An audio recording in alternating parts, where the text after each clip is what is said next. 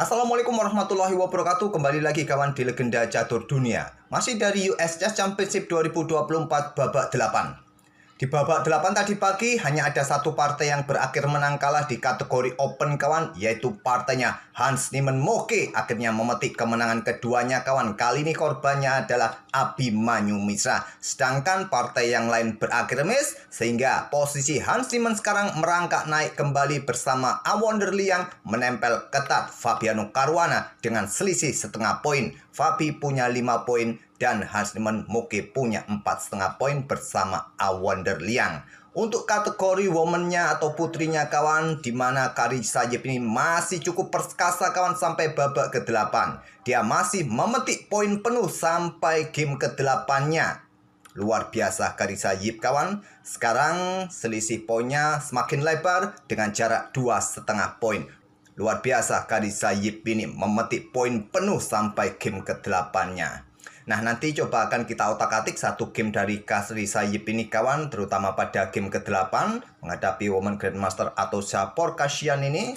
Gamenya sudah saya cek, bagus juga gamenya. Ada blunder yang cukup konyol juga dari seorang Women Grandmaster ini kawan. Nah, terlebih dahulu kita akan otak-atik permainannya Hans Niemann Moke kawan melawan Abhimanyu Mishra pada babak 8. Berikutnya hari jeda kedua kawan, tidak ada partai yang digelar. Mungkin kita akan melanjutkan ke event turnamen European Club Cup 2024 ya. Di situ ada Arjun, ada Domara Jukukes juga kawan, dan pemain-pemain 2700 lainnya. Dan Hans Niemann pegang putih mengawali dengan pion E4, pion E5, berlanjut ke pembukaan Italia gajah C4, gajah C5, Giojo Piano. Kemudian rokade, kuda F6, pion D3, berubah ke Giojo Pianissimo. Masih cukup standar di pembukaan Italia. Sampai langkah berikutnya ini di tahap pembukaan, saya sedikit percepat saja ya. Cukup standar langkah-langkahnya, pion H3, pion H6 kawan, kontrol petak G4, petak G5. Kemudian di sini kuda BD2, kuda ke E7, siap manuver di bawah petak G6 seperti biasa kawan. Ya, ingin lompat nanti ke petak F4. Juga untuk berikan jalan bagi pion C-nya untuk bermain. Di sini gajah B3, berikan tempat biasanya bagi kuda untuk menyerang gajah kawan. Pion C6, berikan ruang bagi gajah jika ada serangan kuda. Nah, sekarang pion D4 menantang pertukaran. Ditahan dengan langkah kuda G6, siap menempati petak F4. Harapannya diterima tadi kawan, putih akan mempunyai pion bagus di center dengan dua pionnya. Tadi ditolak dengan langkah kuda G6 kawan. Di sini kuda C4 serang gajah, juga buka akses gajah mengawasi petak F4. Gajah dipertahankan mundur ke C7, kemudian pion pukul pion. Ambil balik, Hans Niemann menukarkan menterinya, ambil balik dengan benteng. Kemudian pion A4 untuk mendapatkan ruang kawan. Segera mungkin dorong terus. Gaya permainan Hans Niemann biasanya seperti itu. Mungkin sudah tahu gaya permainan Hans Niemann, langsung hentikan dengan pion A5. Kemudian kuda mundur ke A3, lanjut Hans Niemann. Di sini ada benteng B8 untuk dukungan pion B5-nya. Ada gajah C4, perkuat posisi petak B5, diperkuat lagi dengan gajah D7 kawan, siap pertarungan di petak B5, dan gajah tarik mundur ke petak F1. Kemudian gajah E6. Kenapa tidak berlanjut untuk dorong pion saja? Sepertinya sudah kuat posisi petak B5. Mungkin ditahan kawan oleh putih dengan langkah pion B3. Ya, tidak diterima. Diterima pun seperti ini kawan. Posisi pion hitam masih bagus konstruksinya. Jadi tadi bermain dengan langkah gajah E6 untuk awasi ruang terang ini. Kemudian di sini kuda ke C4. Menawarkan pertukaran saya rasa tidak akan diterima oleh lawan kawan, karena menukarkan gajah dalam posisi permainan yang mulai terbuka, ya lawan pasti akan berpikir 1000 kali. Benteng A8. Di sini ada pion G3 untuk berikan ruang sebanyak mungkin kawan pergerakan bagi raja, juga untuk kontrol petak H4, petak F4 dari manuver kuda hitam ini. Nah, di sini ada pion B5, baru menantang pertukaran pion, ditahan juga oleh Hans Niemann Moke. Pion pukul pion. Inilah tujuan dari Hans Niemann Moke untuk memecah pion hitam kawan. Double di lajur A dan terpisah di lajur C. Ya, kalau kalian terima tadi, konstruksi pion hitam akan masih baik-baik saja. Jadi ditahan walaupun membuat langkah pengorbanan pion. Pion B pukul pion A4 membuat pion hitam double terpisah juga. Kuda kembali ke J4. Di sini kuda D7. Apakah persiapan juga kawan di sini bermain dengan pion F-nya atau membawa kuda ini untuk menantang pertukaran? Gajah E3 untuk awasi ruang gelap ini kawan, petak C5 agar tidak diduduki oleh kuda. Di sini ada gajah caplok kuda C4 ambil balik, kemudian ada tantangan gajah B6. Harapannya diterima dan kudanya mendapatkan posisi yang bagus, serang gajah, pertahankan pion. Ditolak, gajah mundur ke C1. Kuda C5 bisa mempertahankan pion A4-nya. Sekarang dorong pion H4. Siap dorong lagi ganggu kuda untuk mendapatkan pion kawan. Dan respon dari Abimanyu Mishra, kuda D3. Memang kuda ini merepotkan kawan. Coba lihat. Garbu benteng, ancam gajah, bersama gajah, pressure pion F2 ini dan juga sedang menjaga pionnya. Tapi masih ada gajah sikat kuda D3. Langkah terbaiknya untuk saat ini bagi hitam, pertahankan posisi pion terlebih dahulu dari ancaman pion H5 kawan. Nah, mungkin ada gajah E3 atau mungkin raja G2 kawan. Kalau ada gajah E3, kuda caplok pion E4. Di sini tadi langsung kuda D3, gajah caplok kuda D3, kemudian benteng ambil balik, raja G2 pertahankan kuda, gajah C7 pertahankan pionnya kawan. Maaf salah klik. Ya gitu kalau di chess.com, kalau kita klik buah terus diikuti klik buah lawan ya jadi caplok-caplok kawan. Putih bisa ambil pion A4 kawan. Tapi kuda D2 pilihan dari Hans Tiemann Moke. Benteng B8 menekan lajur B kawan. Kuda C4 dan gajah siap beraksi kembali.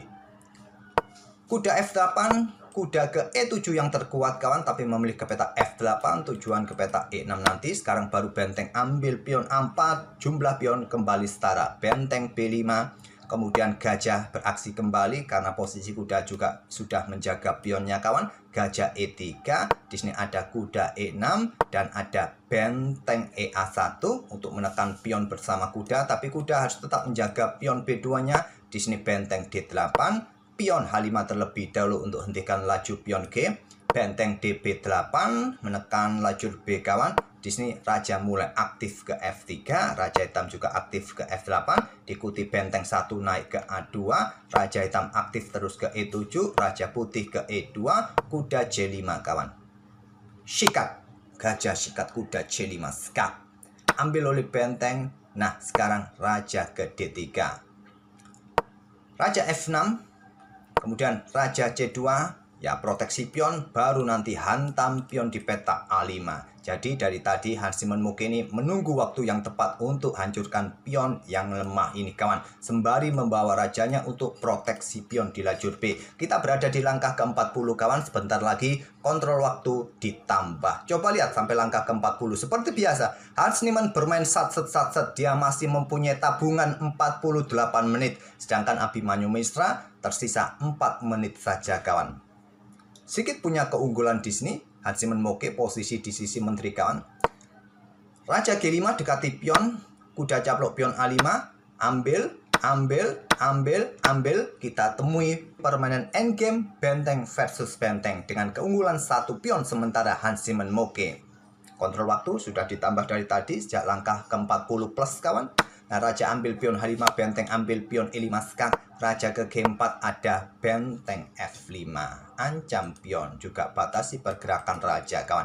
Pion F6, nah sekarang pion B4, benteng D8, pion C4, pion H5, raja C3 dan benteng D6. Pion C5, benteng E6. Ancam pion di sini.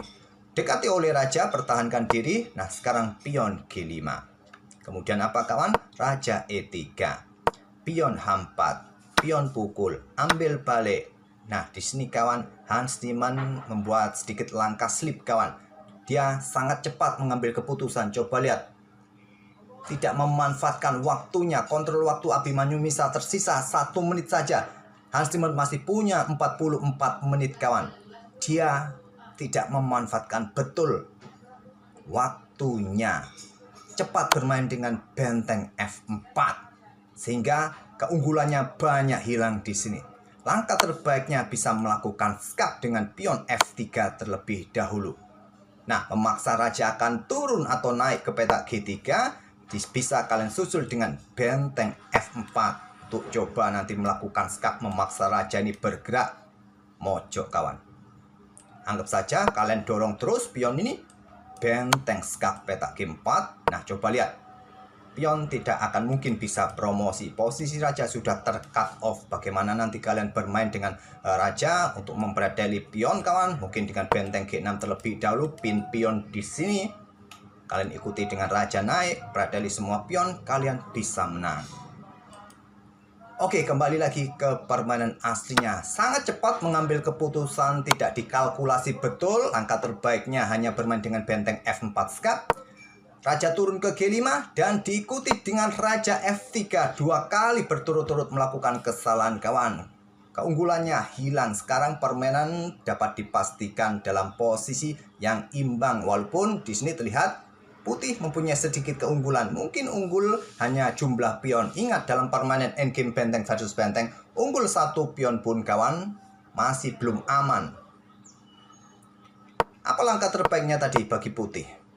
Pion F3 untuk dukungan benteng kawan. Tapi dengan raja F3, kemudian benteng turun ke E8, benteng G4 skak, raja H5 tetap menjaga pionnya kawan, benteng naik ke petak G7, kemudian pion H3, benteng turun lagi ke G3, dorong pion maju, benteng H3 skak, raja mundur ke G6, benteng ambil pion H2. Walaupun unggul 2 pion, di sini kemungkinan besar akan berakhir miss kawan. Karena ada benteng B8, kalian tidak bisa menjaga pion di lajur B ini. Raja G4, benteng ambil pion B4 dan siap juga ambil pion ini. Ada pion F3, kemudian pion F5 skak. Raja bergeser, tidak bisa ambil menggunakan pion dalam posisi kena pin kawan. Raja bergeser ke F4, benteng C4 terlebih dahulu. Tetap dalam posisi pin pion terhadap raja dan siap ambil pion yang di sini. Kemudian raja E5, pion pukul pion terlebih dahulu, ambil balik, benteng ambil pion C5. Permainan akan berakhir remis sepertinya kawan. Benteng versus benteng ditemani 1 pion masing-masing. Hans Niemann masih mencoba, raja bergerak ke D6. Benteng A5, serahkan pion kawan. Tapi dorong pion E5 terlebih dahulu. Pion C5, pion E6. Di sini pion C4, benteng G2 skak. Raja F5. Blunder ternyata Abimanyu Mishra.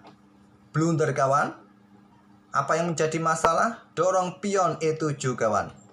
Langkah terbaiknya bergerak ke peta F6.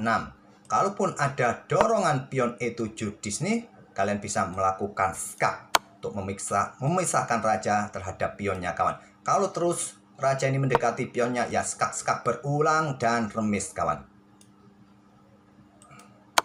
Tapi bergerak ke peta F5 setelah pion E7, kalaupun kalian melakukan skak di sini, ya raja akan dekati pion yang di sini kawan. Nah, kalau kalian coba mundur ke peta A8, masalahnya di sini masalahnya.